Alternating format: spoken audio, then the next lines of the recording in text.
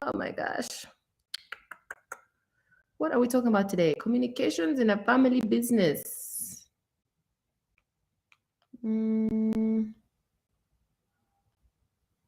Okay.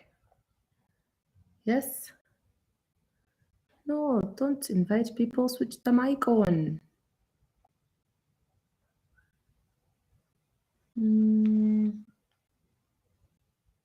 Okay. Tweet on. Okay. Can I put this down somewhere? I hope that is clear. Okay. Happy Friday, everyone. Love me some Fridays.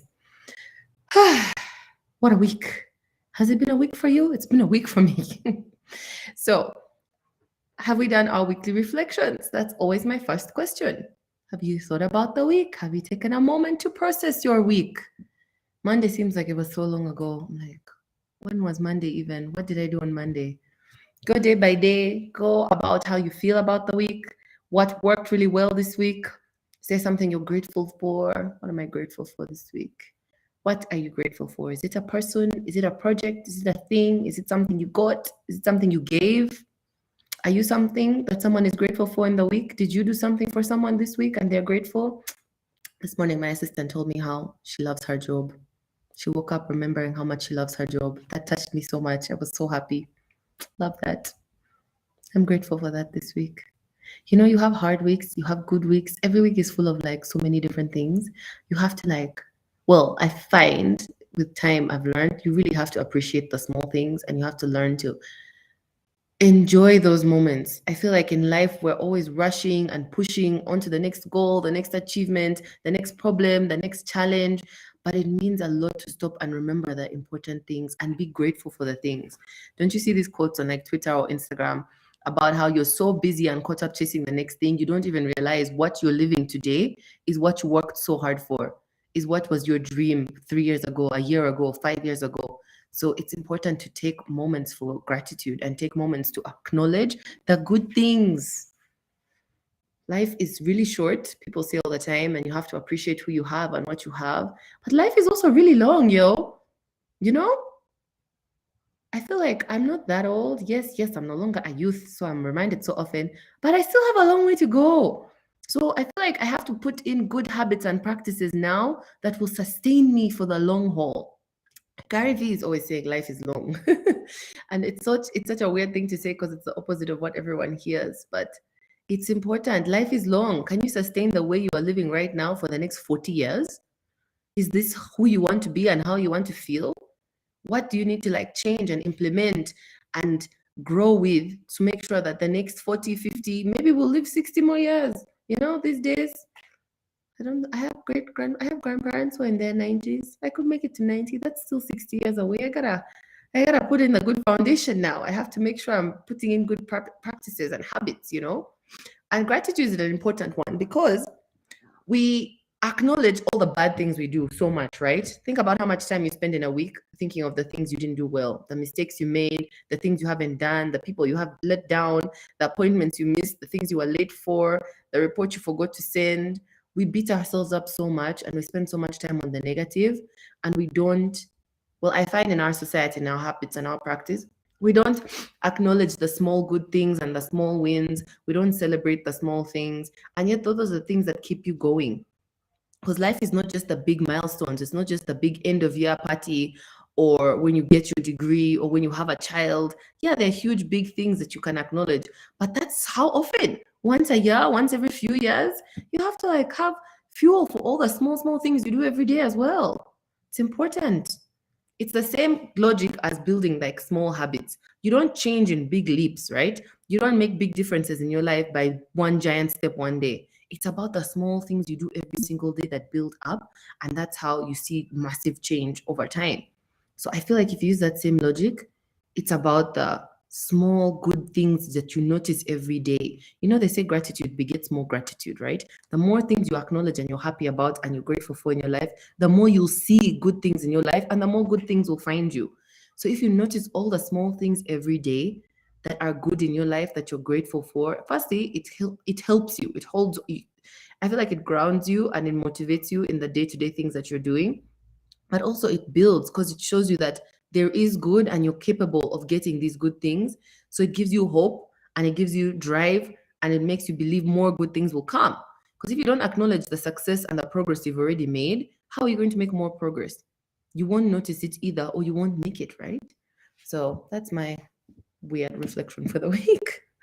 Be grateful for the small things. Be grateful for the things you can pay for, the things you can afford, the moments you have, the time you have. Be grateful for the things around you. Where was I yesterday? Oh my gosh, when I was driving the airport yesterday, the lake just looked so beautiful. I was rushing, I was on a call, I was rushing to the airport, but I just remember looking out the window and being like, wow, it just looked great. It was like super peaceful and the clouds and all the different shades of blue. I was like, Uganda is such a beautiful country, you know? Take a moment. You're lucky. It was nice. Grateful for many things. Gotta keep reminding myself that. And I suggest you do too as you do your weekly reflections. So look at how this week was. What are the good things? I'm not saying don't look at the bad ones, but you have to look at both. If you only look at bad things, life becomes grim and sad and stressful.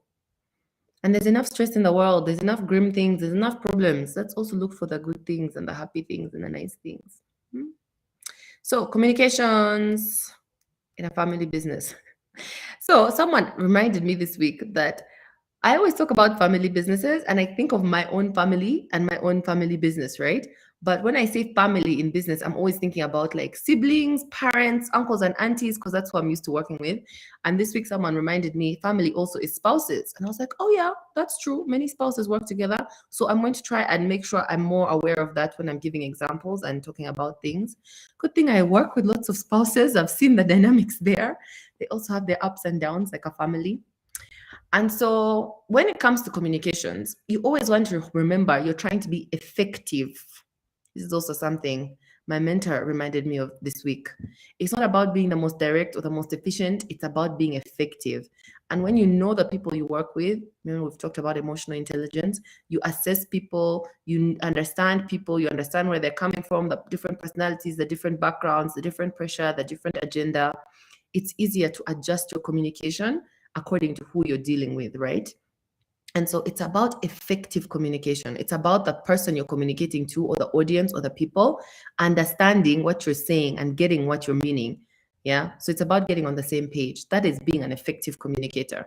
So now with family businesses, it's a bit more challenging to communicate in an effective way because you have so much more baggage because you know these people in a different way. It's not the way you know your colleagues in a regular office, but you carry so much more. And a lot of the time with family businesses, you also have other things going on with them. It's like having an office friend who you also do private things with, like you plan events together or you go for things together. Your dynamic is different from like a regular person who you only ever see in the office.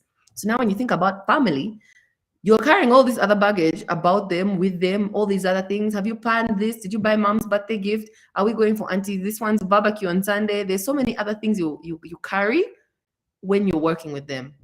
It's something I spoke to my brother about this week. I was telling him, you have to forget that this is our father sometimes when you are working with him. This is your boss. You have to figure out how to separate the two and how to communicate things because I need you to get certain things out of him and get certain things done. And you can't be thinking, let me get this from my dad. You have to be thinking, the chairman needs to make a decision on this. The chairman needs to approve this. And my job is to get that approval out of the chairman. Not, oh, let's not stress dad about this week. Or dad said this, and you like get diverted with family things or with other things. No, you have a to-do list. You have an agenda. You need to effectively communicate that.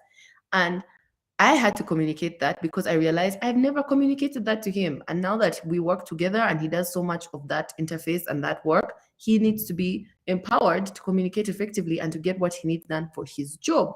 So when I'm thinking about family business, you have to separate the layers. I don't know if therapists will agree that this is healthy, but I find this to be effective. You look at the things you have to do for your job, right? And these are people who, if you work in a family business, you understand this. You have your job, your to-do list, your deliverables. What does it look like to do that job well? And what helps me sometimes is to think, if I was doing this job in another company where it wasn't my family business, would I be behaving this way? Would I be communicating this way? Would I be achieving what I'm achieving? So think about your job and your deliverables as they are, not you as the daughter, the sister, the son, the cousin who works in the business. What is your job? What do you need to get done? And then see, how can I get this done effectively in this situation? Because of course, it's going to be different from if you are in a separate company, right? But you want to have the same efficacy. You want to have the same results, right? You still need to be good at your job. You still need to get things done. So how can you make sure you are getting what you need done in your job, right? And the way you would effectively communicate this in another company would be different from how you're going to have to communicate this in your family business. Because with that baggage and all that extra stuff comes extra knowledge. It's like having colleagues you've worked with for 20 years. You know each other so well. I love those stories of like people who've worked together for so long and they know each other's families and personalities and dynamics, and they've been through the, you know, when people say we've been through the trenches together, you've seen things, you've suffered together, you've had late nights, hard times, stress. It makes you bond, right? And you're closer and you understand each other better and you can get more done. You work better as a team because you've seen all the different sides of this person's personality. When you work with people in an office, they only see like office you, like the office version of you, unless you've worked together for so long, or you go for like those team building exercises where you get to relax, have fun, show your personal side. These things are useful because a human being has many different facets. All of us are multifaceted. We all have different sides, different personalities, different moods. Sometimes we're like this, sometimes we're like that. And yet we all channel like the office version of ourselves. Firstly, I think that's very old school. That's like old school patriarchal capitalist like society show up like this in the office. And I don't think that works very well. Maybe it worked before, but the world has changed. We're so much more open. People have access to your social media.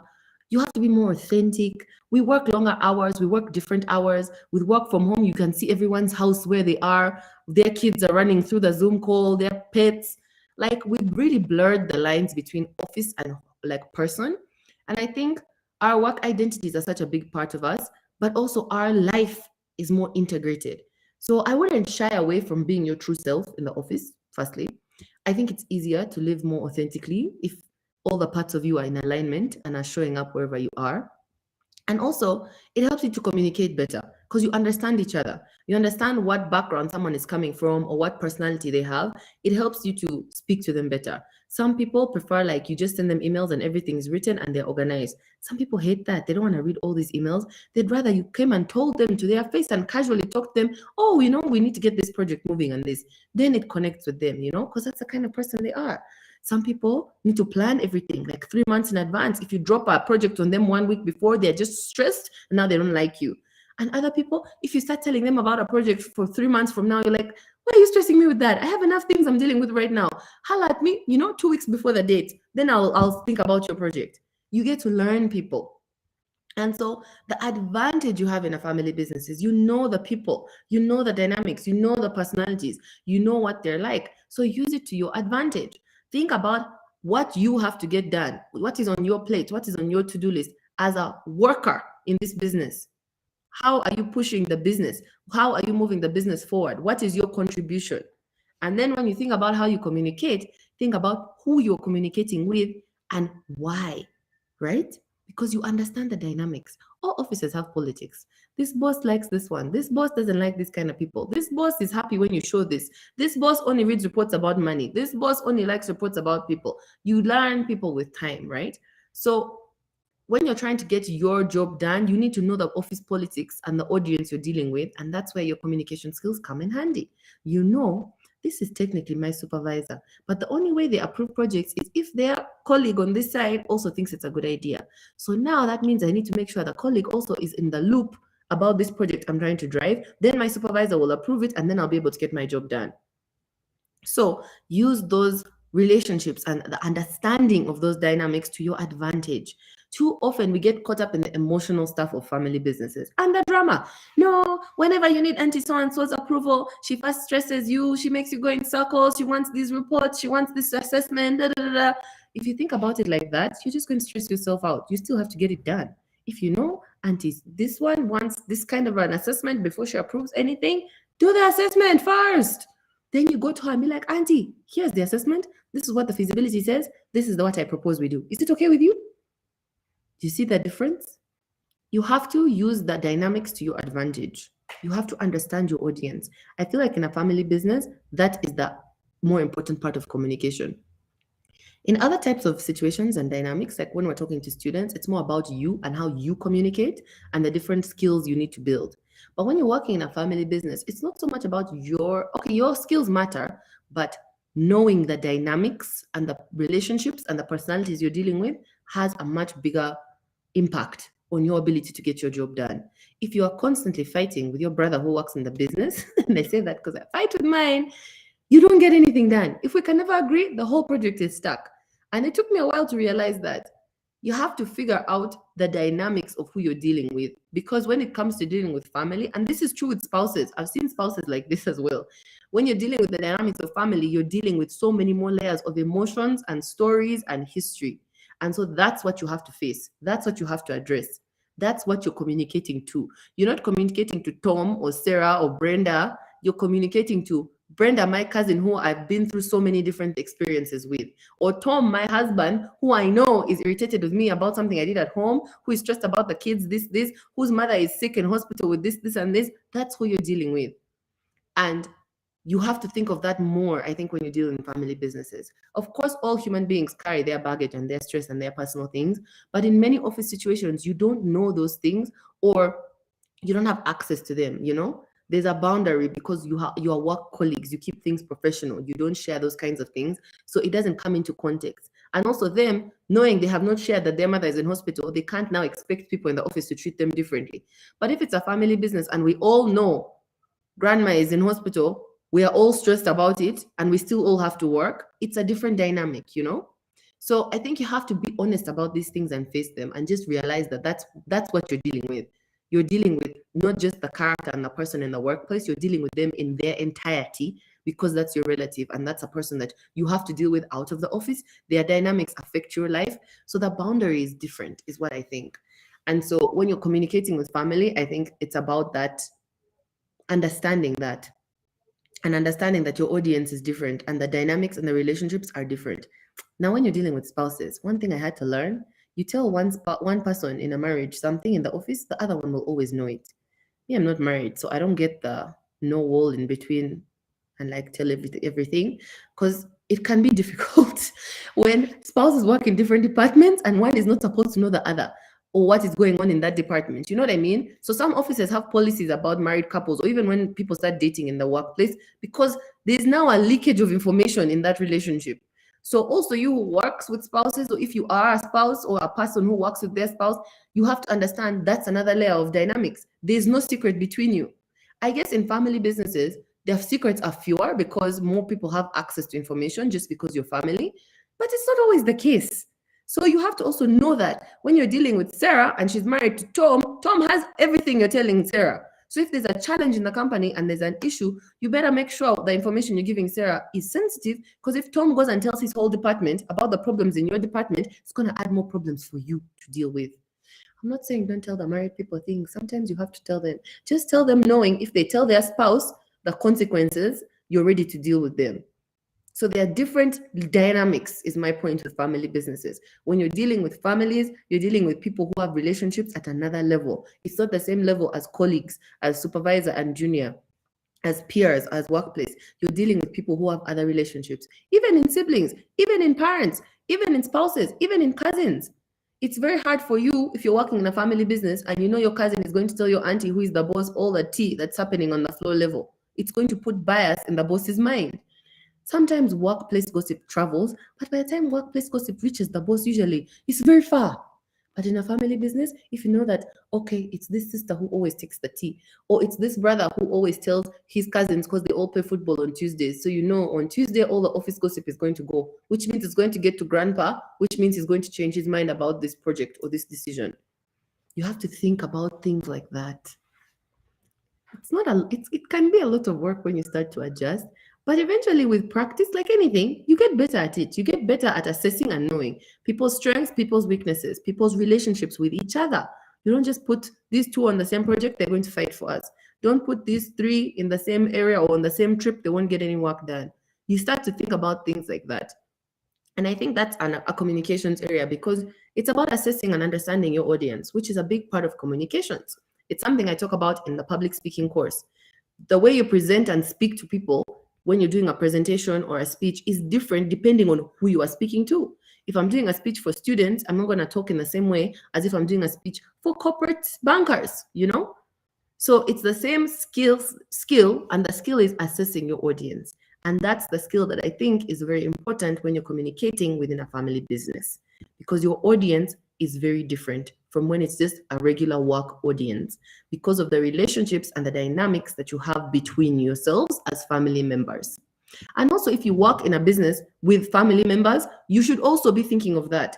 I've seen with our own staff, they know the dynamics. If you need this, you have to tell Natalie. If you need this, you have to tell Madame. If you need this, this is where you go to chairman. They've learned how to manage us as a family, and they know how information travels in the family, how decisions get made within the family, and they've learned that. The ones who last and the ones who've moved up and grown are the ones who've learned those dynamics and those relationships, and they know what to do and how to not upset us by doing this that way. You know what I mean? So it's a skill that you learn in communications, and it's a skill that I think is more helpful in family businesses. So let's do some questions. You see, I'm moving through time. Where are the questions? Where do you draw the line on association and treating a family member as an employee? It should be a very clear line. Do they work for you? Yes or no? Are you paying them money? Yes or no? Are they providing services? Yes or no?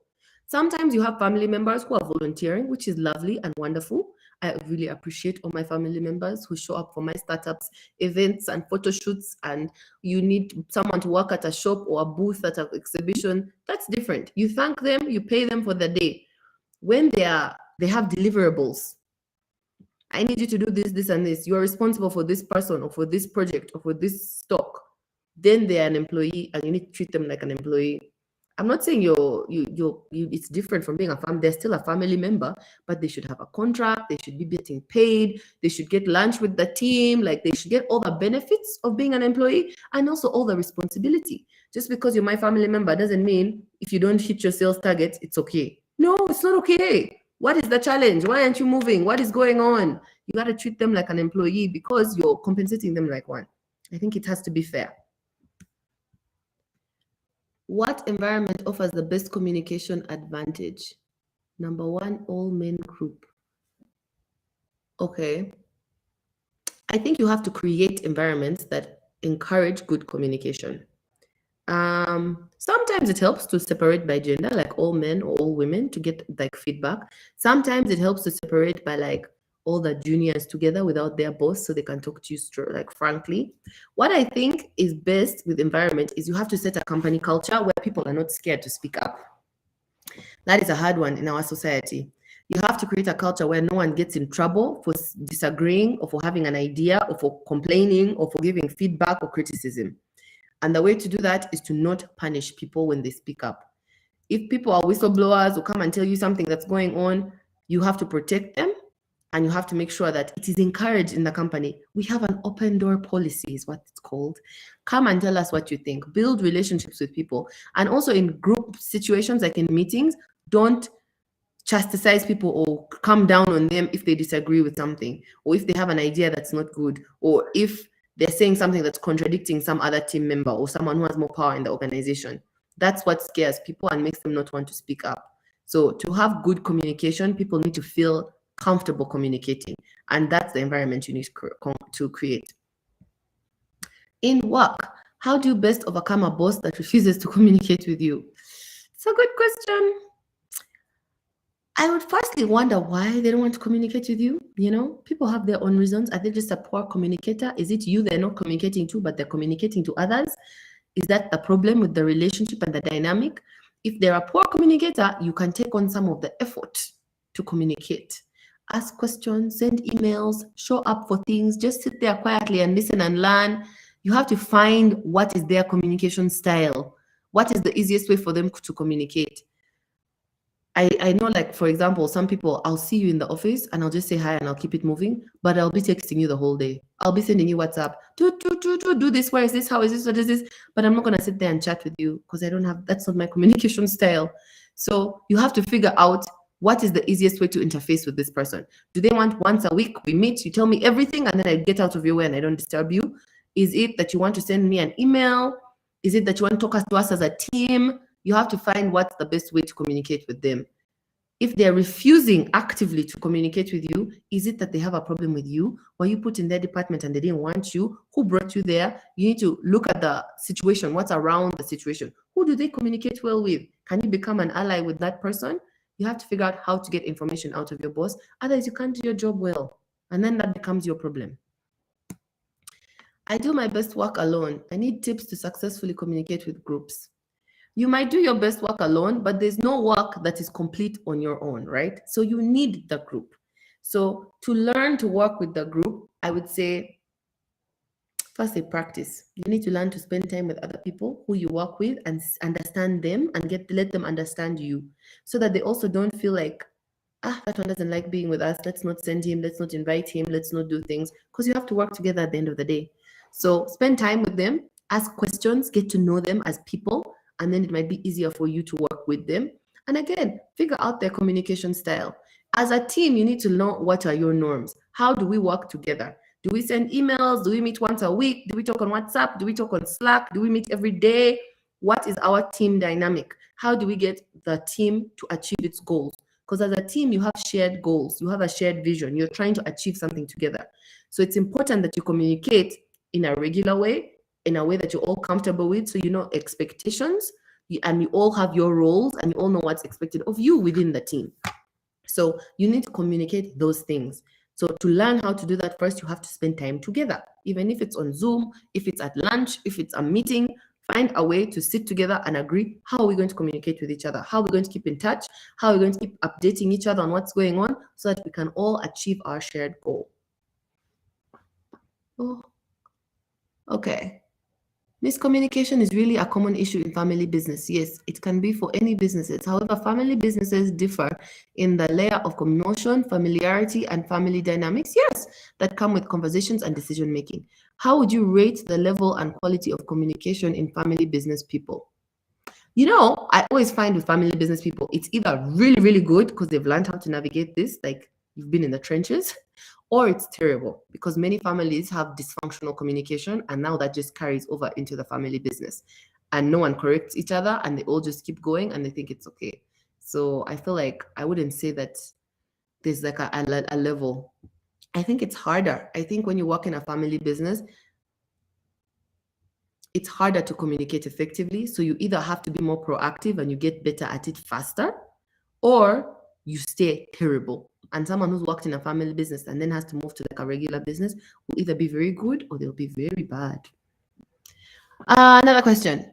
Is it really a good idea to use benchmarking from other family business, since there is severe silent treatment, different family norms and beliefs? I think benchmarking is always great because you learn best practices. None of us are doing something that the world has never seen before. So whatever you can learn from each other, it cuts down your learning time. You just have to be careful about what you're benchmarking. If you see in another family business, them, they all don't talk to each other, but somehow they're working effectively. You got to ask yourself why. How are they making this work? What's the communication that's working? I would always come at it from a non-judgmental angle and see, because there's always results. Some families communicate very well and things work very well. Some communicate very badly. How come things still work? Are the things working very well, or are the things barely working? You need to ask yourself why and understand and assess. The more you can learn from others, I think the better, and it helps. I learned a lot about how to communicate in a family business from my friends who are also in family businesses, to understand, how do you do this? How do you manage with this? Sometimes they have an answer, sometimes they don't. You also learn, you also practice, and then you'll share one day and see. Are those all the questions? Because I think we're out of time. Okay, last question. How do you overemphasize a habit of asking why? I've tried my best, but my family doesn't pick the idea. Oh, can I make them responsible for the outcomes in order to instill this why questioning in them? Yeah, that's a good idea. If they know that it's their responsibility how it works out, and you will not jump in to clean up the mess, they will start to wonder why as well. They'll start to ask themselves why and try to look back where in the process they're going wrong. There's also a good Simon Sinek video called Start With Why. I think his book is called Start With Why. He has a TED talk about why. asking why 5 times, so you get to the understandings, like all the different layers. And also lead by example. It's one thing to tell them, but by the time you're saying overemphasize, you're struggling because you're trying to push something on them that they don't want. So do it and show them how it's effective for you. Don't tell them you do this. See how me I'm doing it. If you think it's good, you try it. And also giving them more responsibility and not fixing situations that have gone badly because of their own decision making will help them to put in more effort, and hopefully they also get to the point where they want to know why. All right. Those are all the questions. I think we're done with communications. Am I right, Jackie? We're moving to branding. So I hope that was helpful. If you have any other questions, you can always send me a DM on one of the platforms. Otherwise, I will see you next week. Have a nice weekend.